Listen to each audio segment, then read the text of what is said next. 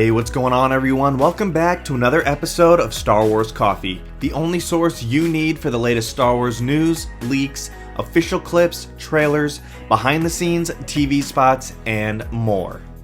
Standard Jedi mission protocol. While you're here, don't forget to like this video, subscribe to the channel, and turn on that bell notification so that you're always notified the second a new Star Wars video goes live. I want more. But with that out of the way, let's get into a galaxy far, far away and talk about today's video. In today's video, we are going to be taking a look at Obi-Wan Kenobi and how George Lucas was actually involved in the early talks for the development of the story.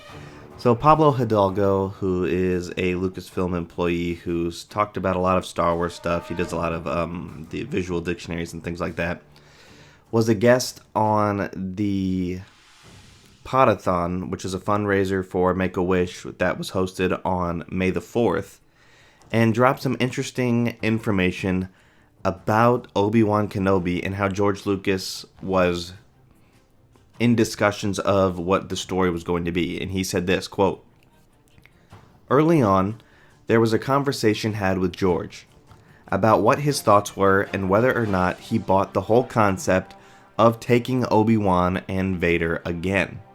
And he was 100% supportive. And I've heard it told that it's been one of his favorite things to come out of Star Wars, because he was able to recognize so much of what he did in the prequels, and it basically brought forward that and celebrated it in a way that I'm sure surprised him."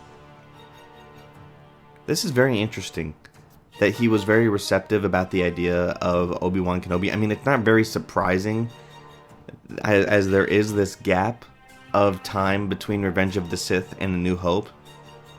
And had George maybe done something like this, it seems like at some point the two would have crossed paths again based on his support for the Obi-Wan Kenobi idea of Obi-Wan fighting Vader again.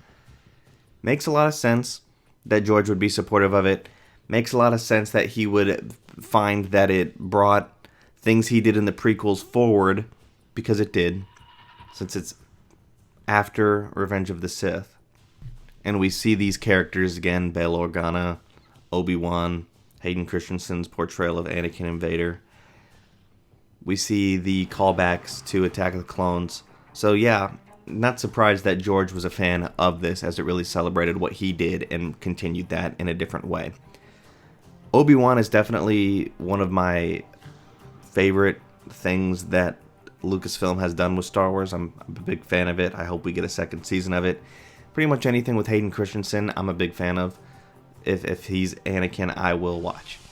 But let me know what you guys think about this in the comment section down below. Are you surprised that George Lucas was supportive of the Obi-Wan Kenobi series and actually thought this was a good idea? Or are you shocked that he was supportive of it? Let me know in the comment section down below. Thank you guys for watching. Remember, may God bless you, and may the Force be with you always. If you enjoyed this episode, and frankly, even if you didn't, don't forget to subscribe. Do it. And if you want to help spread the word, please give this video a thumbs up and tell your friends to subscribe.